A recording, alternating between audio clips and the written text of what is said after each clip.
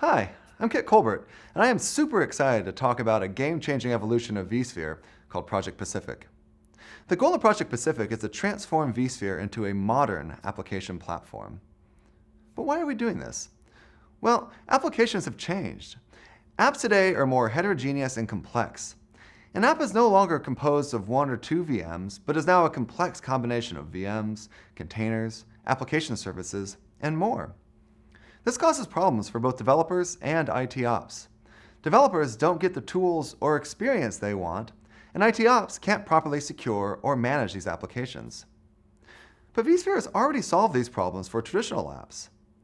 So the question is, how can we evolve vSphere so it can do the same for modern applications as well? Enter Project Pacific. Project Pacific uses Kubernetes to fundamentally re-architect vSphere. It unites vSphere and Kubernetes by embedding Kubernetes into the control plane of vSphere, meaning containers now appear on the vSphere client right next to VMs and can be managed just like VMs. It also converges the VM and container runtime using something called vSphere native pods. vSphere native pods are a fast, lightweight, and secure container runtime built into vSphere. And in some cases, they're even faster than bare metal. Project Pacific also enables IT ops to manage at an application level.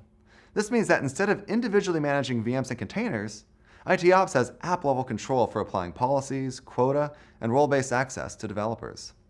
By doing all this, Project Pacific facilitates developer and IT ops collaboration.